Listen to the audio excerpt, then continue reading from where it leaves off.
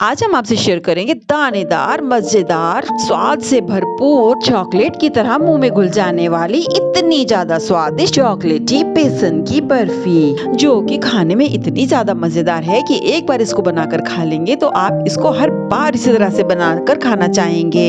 ये जैसे जैसे बनकर ठंडी होती गई है, इस चॉकलेटी बेसन बर्फी का स्वाद हर बार बढ़ता ही गया है। तो आइए जानते हैं इसको बनाने का आसान सा तरीका।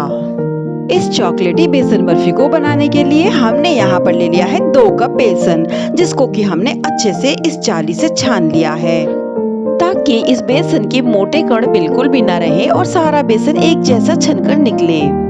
अब हमने इसमें डाल दिया है 3 बड़े चम्मच देसी घी और इसके साथ ही हमने 3 बड़े चम्मच दूध को भी मिला दिया है। यहाँ पे हमने नॉर्मल टेम्परेचर के दूध का इस्तेमाल किया है, ना ठंडा ना गर्म। ही बेसन में इस घी और दूध को हम अच्छे से चम्मच की सहायता से पहले मिला देते हैं और फिर इसको हम अच्छे से दोनों हाथों से रब करेंगे, जिससे कि अगर हमने नॉर्मल पतला बेसन भी लिया है तो वो सारा ही बेसन बहुत ही अच्छा दानेदार हो जाएगा। इस तरह से हमने घी और दूध को सारे ही बेसन में बहुत ही अच्छे से मिलाकर हाथों से इसको 5 मिनट हमने रब कर लिया है और अब ये काफी दानेदार हो चुका है। तो हम इसको इस मोटी छलनी से छान लेते हैं, जिससे कि इसके बारीक कण तो नीचे निकल आएंगे और जो मोटे कण छन्नी में बचे हैं उसको हम मिक्सी जार में डालकर 10-10 सेकंड रोक के अच्छे से चला लेंगे पल्स मोड पे, जिससे कि वो भी इसकी तरह ही बहुत ही अच्छे से बारीक हो जाए। इस तरह से हमने बेसन को बारीक छन्नी से छान के यहाँ पर ले लिया है और इसके एक जैसे कण यहाँ पर हो चुके हैं और बाकी सभी मोटे कणों को भी हमने इस तरह से पीस लिया है। और ये देखिए कितने अच्छे से एक जैसे अब ये बारीक हो चुके हैं। बेसन कितना दानेदार दिख रहा है। चाहे आपका बेसन बहुत बारीक वाला हो या मोटा हो, उससे कोई फर्क हमें नहीं पड़ने वाला है। आप कोई भी बेसन इस्तेमाल कर सकते हैं। इसमें ऐड करेंगे घर का बना शुद्ध 1/4 कप घी, जो कि हमारी बर्फी के स्वाद को बहुत ही अधिक बढ़ा देगा। हमने 3 बड़े चम्मच घी को पहले ही बेसन में ऐड कर दिया था और इस तरह से हम इस घी को अब इसमें मिलाकर सारे बेसन को हम लो आंच पे बहुत ही अच्छे से चला लेंगे। बेसन को भूनते समय यही सावधानी होनी चाहिए कि हमारा बेसन तल से बिल्कुल भी लगना नहीं चाहिए, ताकि इसका स्वाद बरकरार रहे। इस तरह से चलाते रहने पर घी और बेसन अच्छे से आपस में मिक्स होंगे और ये अच्छे से भूनते रहेंगे। तो हमें लो आंच पर ही इसे इस तरह से चलाते रहना है। फिर कभी भी बेसन को भूनने के लिए हमें हमेशा भारे तल की कढ़ाई को ही लेना चाहिए। हमने यहाँ पर ले लिए हैं 10-15 केसर के धागे, जिसको कि हमने नॉर्मल टेम्परेचर दूध में मिलाकर रख देना है, जिससे कि दूध का कलर बहुत ही अच्छा सा हो जाएगा। इसके साथ ही हमारी बर्फी भी बहुत ही अच्छी ज्यादा खुशबूदार हो जाएगी। तब तक हम अपने बेसन को बहुत ही अच्छे से भून लेते हैं। बेसन को चारों ओर से घुमाते हुए और साथ में ही तल से भी अच्छे से हटाते हुए हमें सारी तरफ से बहुत ही अच्छे बेसन को चला लेना है, जिससे कि बेसन सब तरफ से अच्छे से भुनता रहे और इसका कच्चापन जाता रहे।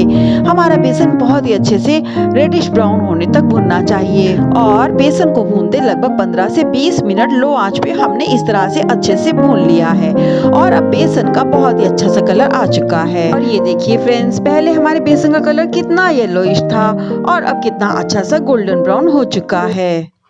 इस तरह से हमने बेसन को बहुत ही अच्छे से भून लिया है और अब ये घी भी छोड़ चुका है और हमारी पूरी किचन बहुत ही ज्यादा इसकी खुशबू से महक रही है। और फिर आप देख रहे हैं कि हमारा बेसन काफी अच्छा दानेदार तो हो ही चुका है।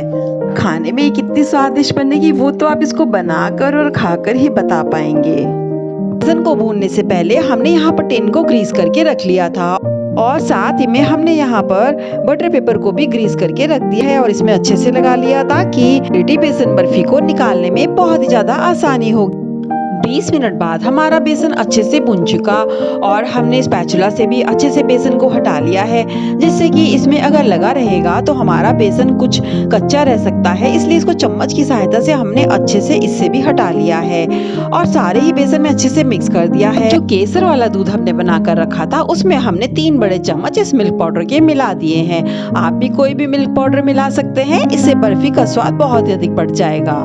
अब आपको 1 बड़ा चम्मच दूध का इस गरम बेसन में ऐसे मिला देना है। आप चाहे तो इस समय गैस की फ्लेम को ऑफ भी कर सकते हैं हमारा बेसन इस समय अच्छा गर्म है। दूध को डालते ही दूध भी इसमें अच्छे से सूख जाएगा, जिससे कि मिल्क पाउडर और दूध का बहुत ही अच्छा सा फ्लेवर हमारी बर्फी में आ जाएगा। इसी तरह से हमें दूसरा बड़ा चम्मच और फिर तीसरा बड़ा चम्मच, इस तरह से हमने इस केसर वाले दूध के तीनों बड़े चम्मच को धीरे धीरे करके बेसन में ऐड करके मिला लेना है, जिससे कि बेसन तो दानेदार हो ही जाएगा। इस चॉकलेटी बर्फी के स्वाद को कई गुना अधिक बढ़ा देगा। और इस मिश्रण को और भी ज्यादा खुशबूदार बनाने के लिए हमने यहाँ पर डाल दी है 4-5 कूटी हुई छोटी हरी इलायची। इसको हमने मिक्सी जार में पीस लिया था और अब हम इस बेसन में इसको मिला रहे हैं, जिससे कि केसर इलायची का स्वाद पूरी बर्फी में बहुत ही अच्छे से आ जाएगा। ऐसे हमारी ये चॉकलेटी बर्फी केसर, इलायची और साथ ही में इसमें जो आपको मिल्क पाउडर और दूध का स्वाद आएगा, उसको खाकर आप बहुत दिनों तक बिल्कुल भी नहीं भूल पाएंगे। अब बारी आती है इस कंडेंस मिल्क को ऐड करने की। और इस कंडेंस मिल्क को बनाने के लिए 2 कप दूध में 3/4 कप चीनी और 1 चुटकी मीठा सोडा डालकर इसको हमने तैयार किया है। इसको हमने बहुत ही आसान तरीके से घर पर ही तैयार कर लिया है। इसको बनाने की रेसिपी हमने अपने चैनल पे आपसे शेयर भी की है। इस तरह से हम इसको अब सारे भुने हुए बेसन में अच्छे से चलाते हुए मिला रहे हैं, ताकि सारे बेसन में कंडेंस मिल्क अच्छे से मिल जाए। हमने अलग से इसमें कोई चीनी या तगार को नहीं डाला है।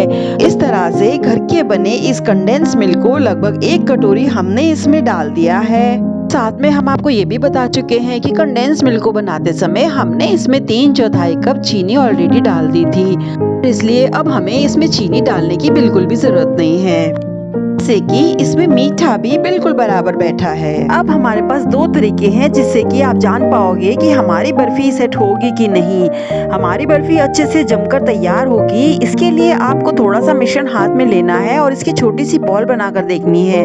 अगर ये अच्छे से बॉल बन रही है, इसका मतलब कि हमारी बर्फी बहुत ही अच्छे से जमकर सेट हो जाएगी। और दूसरा तरीका है कि हम कढ़ाई में जब इसको गोल घुमाते हैं तो ये कट्ठी सी हो रही है, इसका मतलब कि हमारी बर्फी बिल्कुल यकीनन सेट होकर तैयार होगी। तो अब हम इस मिश्रण को हल्के गर्म रहते ही हम इसको जल्दी से उस टिन में, जिसको कि हमने ग्रीस करके रखा था, उसमें हम निकाल रहे हैं। सारे मिश्रण को बहुत ही अच्छे से हम इसमें डाल रहे हैं और इसको हम थोड़ा सा हिला डुला कर टैप भी कर देंगे, जिससे कि बर्फी सब तरफ से अच्छे से फैल जाएगी और ये अपने आप ही अच्छे से सेट हो जाएगी। हमारे पास यहाँ पर थोड़े से ड्राई नट्स भी रोस्ट करके रखे थे, जिसको कि हम डाल रहे हैं। हम आपको यहाँ पर बताना चाहेंगे कि अगर आपके पास किशमिश है तो आप उसको भी इस चॉकलेटी बेसन बर्फी पर जरूर डालिएगा, जिससे कि उसका स्वाद बहुत ही अच्छा अधिक बढ़ जाता है। और इस तरह से अब हम थोड़ा सा स्पैचुला से इसको दबा देते हैं, जिससे कि थोड़े अंदर तक ये बर्फी में दब जाएंगे। ड्राई फ्रूट्स भी अच्छे से डालने के बाद हमने इस बर्फी को रात भर के लिए फ्रिज में रख दिया था, जिससे कि बहुत ही अच्छे से जम के सेट हो जाए। अगले दिन अब हम आपको ये दिखा रहे हैं कि ये देखिए फ्रेंड्स, कितनी अच्छी बर्फी हमारी जमकर तैयार हुई है। चलिए अब इसके पीसेस को भी हम काट लेते हैं। रात भर जमने के बाद ये देखिए कितने अच्छे से सेट हो चुकी है, कितने आराम से इसने बटर पेपर को छोड़ दिया है। और अब हम इसके पीसेस काट लेते हैं। ये देखिए कितने आराम से सॉफ्ट तरीके से हमारी बर्फी बनकर तैयार हुई है और ये कितने आराम से इसके पीसेस भी कट पा रहे हैं। इस तरह से अपने मन चाहे आकार के पीसेस को हमने काट लेना है। इस बर्फी को 4 लाइनें सीधी और 4 लाइनें आड़ी हमने करके काट ली है और बर्फी के इस तरह से 16 पीसेस बनकर तैयार हो चुके हैं। मानिए फ्रेंड्स, जैसे जैसे बर्फी हमारी ठंडी होती चली गई, 1-2 दिन बाद इसका स्वाद और भी अधिक बढ़कर आ चुका है। ये मजेदार चॉकलेटी बेसन की बर्फी खाकर आपको मजा ना आ जाए तब आप कहिएगा फ्रेंड्स।